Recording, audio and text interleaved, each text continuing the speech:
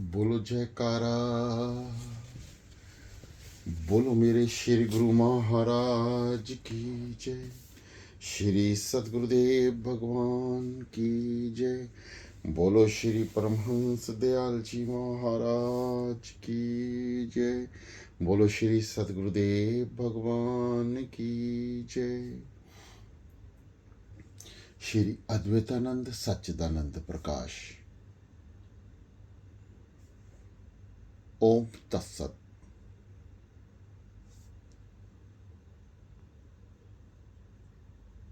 पांचवा भाग। मुख्तालिफ इरशादात, विभिन्न प्रवचन।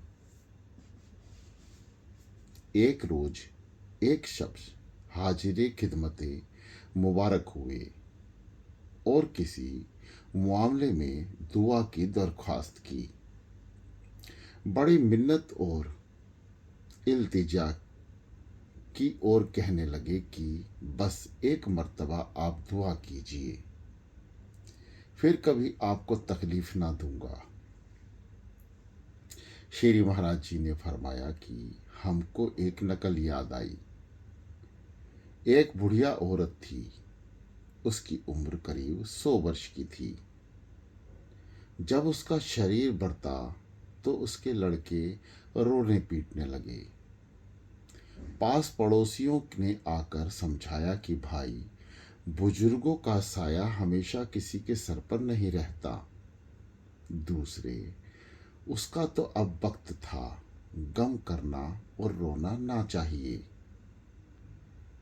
लड़कों ने जवाब दिया कि हम वालिदा साहिबा की मौत का गम नहीं करते। रोना तो इस बात का है कि फरिश्तों ने घर देख लिया। आस तो यह थी कल किसी और की बारी ना आ जावे। आगे एक रोज इरशाद हुआ कि श्री महाराजा राम सिंह जी बालिय रियासत जयपुर बड़े बेलाग और हक पसंद सत्य प्रेमी आदमी थे। उनका दस्तूर यानी नियम था कि कुछ फिरका और पंथों के आदमियों की हफ्ता में एक मर्तबा मजलिस बस्तूर सत्संग करवाते थे। उसमें सब फिरके वाले अपना अपना सिद्धांत बयान करते, जिसमें जिस किसी की जीत होती और उसके रसूल रास्ती यानी सत्यता पर होते तो उसका प्रचार कराने में हर तरह की मदद करते। एक मर्तबा शिव मत वालों का बड़ा जोर हो गया और उनके असूल महाराजा साहब को ऐसे पसंद आए कि शहर में आम मुनादी करा दी कि जो वैष्णव साधु हैं, अगर वे रुद्राक्ष की माला ना पहनेंगे और त्रिपुंड धनुषकार यानी तिलक ना लगाएंगे, उसका बांधना यानी राज्य सहायता बंद कर दिया जाएगा। हुक्म पाकर बहुत से पुजारी व साधु त्रिपुंड लगाने लगे। एक वैष्णव महात्मा श्री हनुमान दास जी ने, जो श्री जगन्नाथ जी के मंदिर के पुजारी थे और उनको राज से कई रुपया रोजाना मंदिर की अखराजात के वास्ते मिलते थे, इसकी यानी हुक्म की तामील यानी पालना ना की।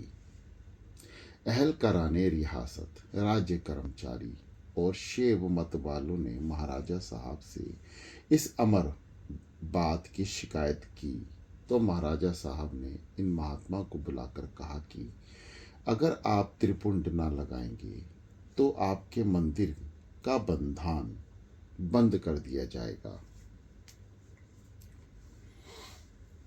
महात्मा जी ने कहा कि खैर, इसका कोई मुजाइका यानी परवाह नहीं। अगर श्री जगन्नाथ जी महाराज को भोग वे बंधान की जरूरत होगी तो वे खुद अपनी सबील यानी स्रोत निकाल लेंगे, मगर यह कहिए कि आपको इस मामले में कितना इरसार यानी आग्रह और कोशिश क्यों है? महाराजा साहब ने दरियाफ्त किया कि आप ही फरमाइए, आपको त्रिपुंड लगाने से इनकार क्यों है? महात्मा जी ने रामायण की ये चौपाई और दोहा पढ़ा। शिवद्रोही मम भक्त कहावा, सोर नर सपन हूँ मोहि न पावा। शंकर विमुख भक्ति चह मोरी, सो नर मूढ़ मंत मति थोरी। शंकर प्रिय मम द्रोही, शिव द्रोही मम दास। नर कहिए कल्प भरू, घोर नरक में बास। और फरमाने लगे कि हम भी विष्णु जी के उपासक हैं, मगर चूंकि इस चौपाई में सदा शिव जी को मानने की हिकायत की है, इसलिए त्रिशूल जो सदा शिव जी का अस्त्र है, उसकी शक्ल का राम नंदी तिलक लगाते हैं, जिससे ये मुराद यानी आशय है सदा शिव जी भी हमारे सिर माथे पर हैं।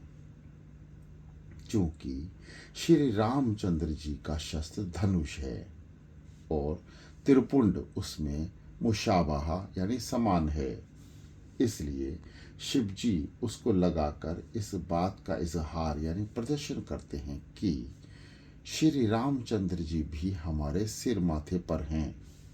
अगर मैं त्रिशूल के आकार को छोड़कर धनुष के आकार का तिलक लगाने लगूं तो सदाशिव जी का अपमान होगा और इस चौपाई के मुताबिक यानी पालना न हो सकेगी। महाराजा साहब ने इस माकूल जवाब को सुनकर बहुत खुश हुए और आम ढिंढोरा पिटवा दिया कि त्रिपुंड और रुद्राक्ष की कोई कैद नहीं है, जिसका जैसा मिजाज चाहे वैसा तिलक अपने आकिंदहा यानी विश्वास के मुताबिक यानी अनुसार लगावे। एक रोज इरशाद हुआ कि राम सिंह जी जैसे हक परस्त थे, वैसे गरीब परवर और रियाया परवर भी थे। ठाकुर फतेह सिंह जी मुहासिबे आला यानी उच्च अधिकारी से बहुत ही खुश थे। जब ठाकुर साहब ने अपना एक मकान बनवाना शुरू किया तो उस जमीन के एक गोशाहा यानी कोने में एक गरीब धोबी आबाद हुआ। ठाकुर साहब ने रुपया वगैरह देकर उससे जमीन लेनी चाहिए। जब उसने इनकार किया तो उस पर जोर भी डाला। उस धोबी ने एक अर्जी में राज दे दी। महाराजा साहब रात को खुद पोशीदा यानी गुप्त तौर पर मौका देखने गए और देखने के बाद सुबह उस अर्जी पर हुक्म दिया कि ठाकुर साहब की खातिर में अपनी रियाया को रंग और मजबूर नहीं करना चाहता। अगर वे धोबी राजी से रुपया वगैरह लेकर जमीन दे दे तो ठाकुर साहब ले सकते हैं, वरना हरगिज नहीं ले सकते। अगर ठाकुर साहब को मकान बनवाना हो तो किसी और जगह बनवा लें। आगे एक रोज इरशाद हुआ कि एक दौलतमंद ने शेख साइदी से कमाल की तारीफ सुनी। मुलाकात का शौक पैदा हुआ, मगर जब शेख ने झोपड़े पर निगाह गई तो नफरत के लिहाजा में उनकी कनीस यानी दासी ने कहने लगा कि खानाए साइदी हमी खरो खस अस्त, सद्दी के यही खांस फूस और कांटे हैं। लोंडी थी हाजिर जवाब, बेखास्ता बोल उठी, जिंदगी दो रोज राई हमी बसत, दो रोज के जीवन के लिए यही बहुत है। दौलतमंद इस बात को सुनकर बहुत शर्मिंदा हुआ। दुनियादार कमाल को नहीं देखते, सिर्फ जाहिरी हालत पर उनकी निगाह जाती है। आगे, एक रोज एक साहब हाजिर खिदमत मुबारक यानी शुभ सेवा में उपस्थित हुए और कहने लगे कि महाराजा, मजहबी मामलात यानी धार्मिक विषयों में यहाँ के हिंदू और मुसलमान में एक अरसा दराज यानी चिरकाल से सख्त मुखालफत यानी बेर विरोध है, मगर शुक्र का मुकाम है कि फला अफसर ने अलविदाई जलसा में दोनों मजहबों के आदमियों ने शामिल होकर कार्रवाई की। यह सुनकर आपने फरमाया कि हमको एक नकल याद आई। बादशाह औरंगजेब के ज़माने में एक सुथरे साई थे। उन्होंने कुछ रुपया जमा करके एक मंदिर बनवाया। मुसलमानों ने बादशाह से शिकायत की कि हजरत सलामत साईं साहब ने हम लोगों से रुपया चंदा करके मंदिर बनवाया है। यह बहुत ही नादुरुस्त यानी अनुचित बात है। बादशाह ने साईं साहब को बुलाकर लोगों की शिकायत जाहिर की तो उन्होंने मंदिर को तोड़वाकर मस्जिद बनवा दी। अब मुसलमान तो खुश हो गए, मगर हिंदुओं ने बहुत नाराजगी जाहिर की। साईं साहब से शाकी यानी प्रार्थी हुए तो उन्होंने कुछ अरसा बाद मस्जिद को सिम्मार यानी धाराशाही कराकर वहाँ एक जरूरत शौचालय बनवा दी। ये बात मुसलमानों को बहुत शाक यानी दुखद गुजरी। बादशाह तक शिकायत पहुँचने पर साईं साहब ने से खाना खुदा यानी मस्जिद की बेअब्दी का जवाब तलब हुआ। आपने कहा कि हजरत मंदिर बनवाया तो सिर्फ हिंदू आते थे और जब मस्जिद बनवाई तो सिर्फ मुसलमान। अब हिंदू और मुसलमान दोनों बड़ी खुशी से आते हैं। याद खुदा और मजहबी मामलात में तो इसके इत्तेफाक की उम्मीद करनी फिजूल है। अलबत्ता रफ़ाए ज़रूरियात के लिए मुमकिन है। आगे, एक रोज लाला राम नारायण साहब ने जिक्र किया कि उनके मामूजाद यानी ममेरे भाई उनके मकान में बगरज तहसील इल्म यानी ज्ञान प्राप्ति के लिए आकर रहे। कुछ अरसा बाद उन आसाबे यानी छाया का खलल यानी विघ्न हो गया और एक जिन्न उन पर आने लगा। यह जिन्न बड़ी अजीब अजीब बातें किया करता था। एक रोज लाला साहब उस मरीज के वास्ते ताबीज़ लाए तो उस जिन ने कहा कि जनाब, ऐसे ताबीज़ और गंडों से हम हरगिज़ नहीं जा सकते। लाओ, एक नहीं 10 ताबीज़ बांध दो। यह कहकर हाथ फैला दिया। जब ताबीज़ बांध दिया तो उस मरीज ने कहा कि देखो, ये गया और वह गया और ताबीज़ गायब हो गई। उससे पूछा गया कि ताबीज़ कहाँ है। कहा कि देखो, सामने की दीवार पर कौवा बैठा है, उसकी चोंच में है। देखा तो वाकई कौवे की चोंच में वही कागज मौजूद था। लाला साहब ने वालिद ने तंग आकर कहा कि यह बेगाना बच्चा हमारे यहाँ तहसील इल्म की गरज से आया है, आप इसको छोड़ दें और मेरे लड़के के ऊपर आ जाओ। वह मरीज लाला राम नारायण की तरफ बगौर देखने लगा। चूंकि उनके यहाँ खानदानी तौर पर शिव जी की पूजा और भक्ति चली आती थी, उन्होंने उस वक्त शिव जी का तसव्वुर यानी ध्यान शुरू किया तो वह जिन्न देखभाल कर बोला कि साहब, हमने उनको खूब आजमाया लिया, इन पर हमारा बस नहीं चलेगा। वहां पर एक ब्राह्मण महावीर का उपासक था। हर 8वें रोज यानी मंगल के जिस वक्त वह पूजन से उठता था, तो असावे यानी भूत प्रेत के मरीज उसके दरवाजे पर आ जमा होते थे। वह सबको एक एक चांटा रसीद करता था और वे चंगे हो जाते थे। यह खबर सुनकर लाला साहब ने एक दफा उस गरीब को वहां ले गए। जिस वक्त ब्राह्मण साहब ने बाहर आकर उसको देखा, बस दबादब चांटे लगाने शुरू कर दिए। 2-3 हाथ खाकर वे जिन बोला कि बस साहब, मैं मरा, अब जाता हूँ, आइंदा हरगिज हरगिज नहीं आऊँगा। उस ब्राह्मण ने कहा कि देखो, याद रखना, अगर सबके कभी इधर का रुख किया तो जान से मार दूंगा। गरज फिर कभी उस लड़के पर खल न हुआ। कनिष्ठ देव भेंट पूजा से राजी होते हैं। आगे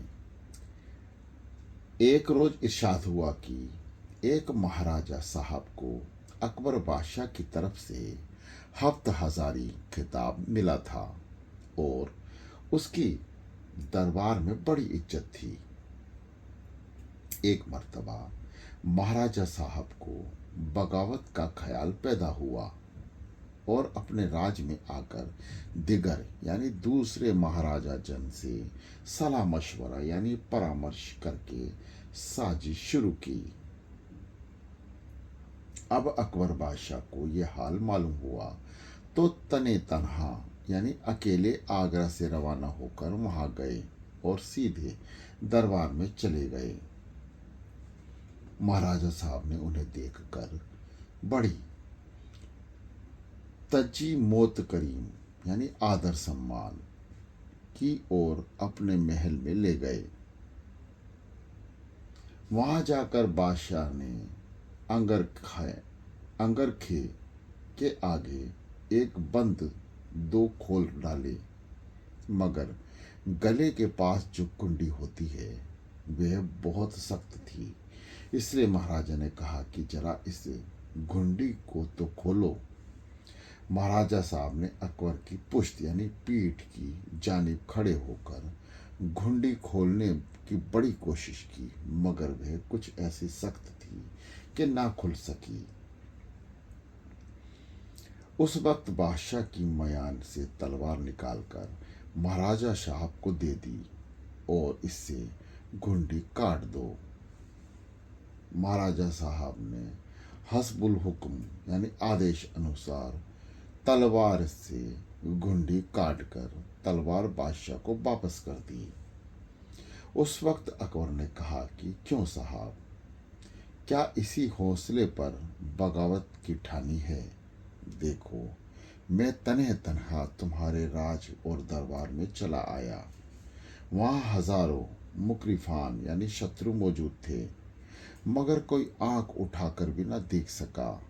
इस वक्त तन्हाई में भी मैंने नंगी तलवार आपको सौंप दी और तुमने इसको मेरे गले पर रखकर वापस कर दिया। तुमसे इतना ना हो सका कि मेरा सर काट लेते। इससे ये नसीहत हासिल करो कि आजकल मेरा इकबाल और सितारा ऐसी बुलंदी पर है कि अगर तुम जैसे 1000 राजा भी मेरी मुकाबलित पर आमादाहा यानी तत्पर हो तो इंशाअल्लाह सबको नीचा देखना पड़ेगा। इसलिए इन फजूल ख्यालात को छोड़कर मेरे हमराह यानी साथ आगरा चलो। महाराजा साहब ने बहुत पशोमानी यानी गिलानी जाहिर की और अकबर के हमराह आगरा चले गए। जाके राम सहाई, बाकी क्यों बिगड़े भाई।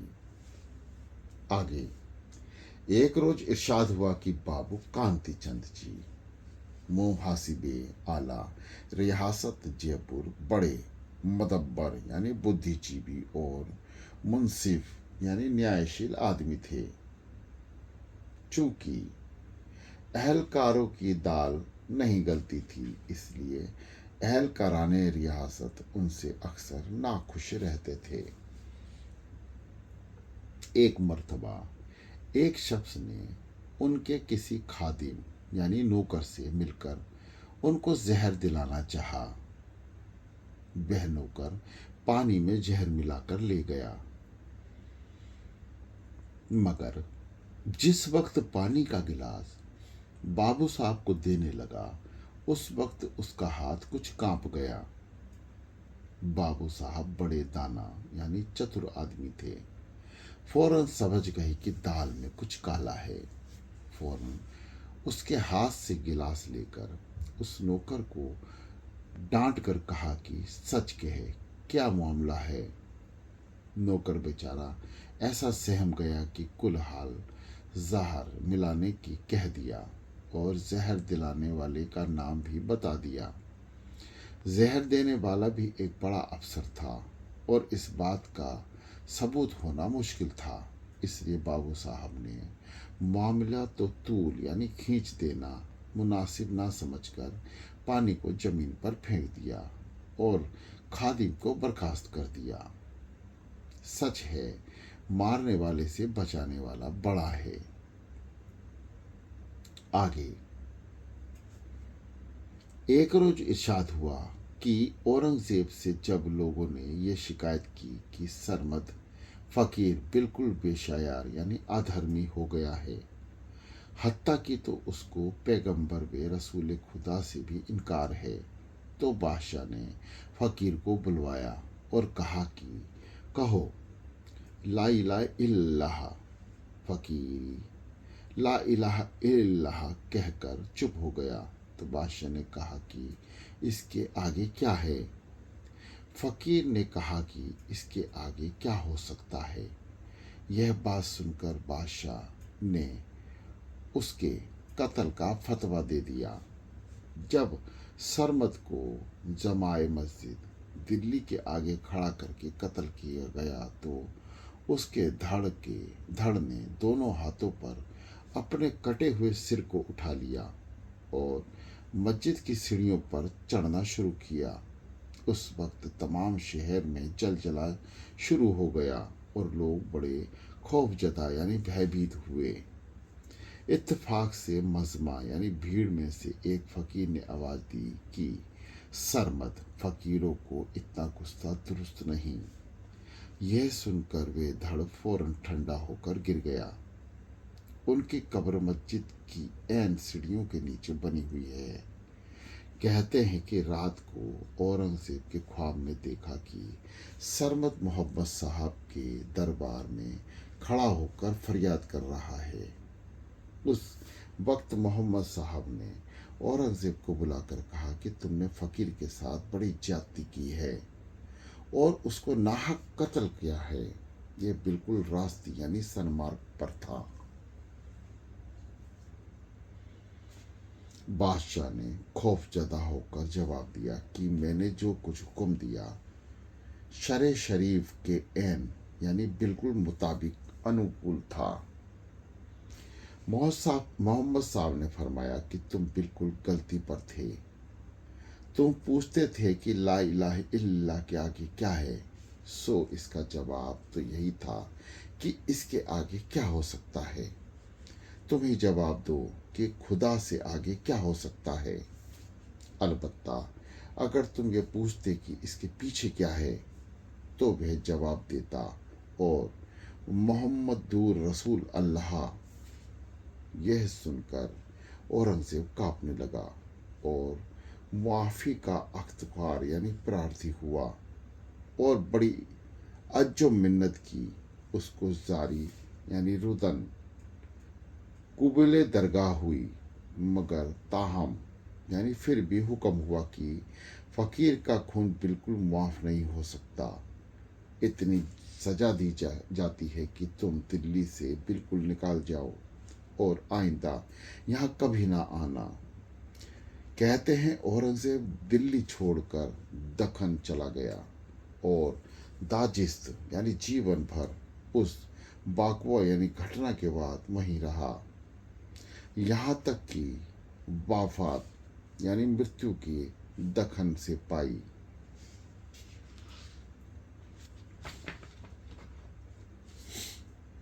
आगे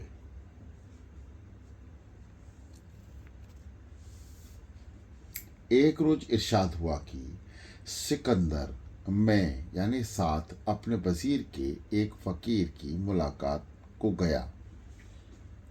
बादशाह को ख्याल था कि मेरे रोबोदाब को देखकर फकीर डर जाएगा, मगर उस फकीर ने उसकी मुल्क तक यानी तनिक भी परवाह न की। वजीर ने कहा कि सिकंदर बादशाह दुनिया को फतेह करने वाला आपसे मिलने आया है। फकीर ने सिर ऊंचा करके मुकरार कहा कि जिस सिकंदर को दुनिया की हाफिज जवाजा चक्कर दिया करती है, क्या वह बादशाह है? वह दुनिया का गुलाम है। उसके दिली जज्बात अख्तियार में नहीं है। जहाँ चाहते हैं ले जाते हैं और तरह तरह के नाच नचाते हैं।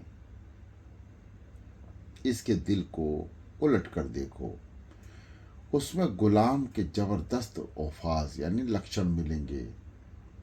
बादशाह मैं हूँ जो दिल को अपने अख्तियार में रखता हूँ। सिकंदर उस बेपरवाह फकीर को देखकर मुतअजिबा यानी हैरान हुआ और जो कुछ नजर निजाज यानी भेंट उपहार लाया था कबूल करने के दरियाफ्त की। फकीर ने कहा कि मेरे पास सब कुछ है, मुझको किसी चीज की जरूरत नहीं है। आखिर सिकंदर ने अजी जाना यानी विनम्र लिहाजे से कहा कि कुछ खिदमत तो मुझसे जरूर लीजिए। फकीर ने हंसकर जवाब दिया कि तू मेरी धूप रोक कर खड़ा है, इसको छोड़ दे, यही तेरी खिदमत है। मन हारे के हार है, मन के जीते जीत, पार ब्रह्म को पाइए, मन ही की प्रतीत। आगे एक रोज इरशाद हुआ कि गोसाई तुलसीदास जी के पैर में दुम्बल यानी फोड़ा हो गया और उसमें नासूर यानी जड़ फोड़ा हो गया। अरसा 14 साल तक बराबर राब यानी मवाद और खून बहता रहा, मगर उन्होंने कुछ तवज्जो इसकी तरफ ना की, ना कुछ इलाज मुलायजा कराया। एक दिन जंगल से गुजर रहे थे कि एक बूटी में से आवाज सुनाई दी कि गोसाई जी क्यों तकलीफ पाते हो, मुझको घिसकर इस फोड़े पे लगा दो, फौरन अच्छा हो जाएगा। गोसाई जी ने कहा क्या खूब, 14 साल से अब तक आप कहाँ थी? जब इसके अच्छा होने का वक्त आया तो आप भी बोली, अब तुझको लगाकर क्या एहसान लें, अब तो इसका वक्त भी पूरा हो चुका है, अब सामने आप अच्छा होगा।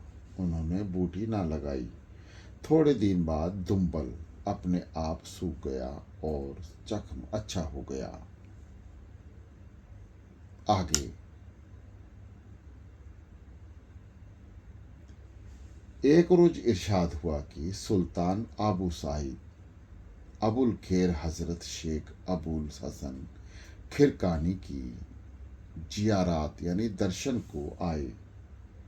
जब आपसे रुखसत होकर चले तो हजरत ममदोह के दरवाजे पे एक पत्थर था, उसको आंखों से लगाया और बहुत अजीजी वंदना की। जब वे तशरीफ ले गए तो हजरत ने फरमाया कि अब इस पत्थर की ताज़ीम यानी सम्मान करनी चाहिए और उस पत्थर को उठाकर अंदर रखवा दिया। दूसरे रोज ये पत्थर खुद ब खुद उसी जगह आ गया जहाँ से उठाया था। इसी तरह कई बार इसको वहाँ से उठाकर अलग करवाया, मगर वही उसी जगह आ गया। आखिर आपने फरमाया कि अबुल खेर अजीजी यानी ब्रह्म प्रार्थना करते हैं इस पत्थर को इसी जगह रहने दो। और अपने आप ने उस रास्ते को ही छोड़ दिया और दूसरी तरफ से जाने आने लगे। बोलो जयकारा, बोल मेरे श्री गुरु महाराज की जय।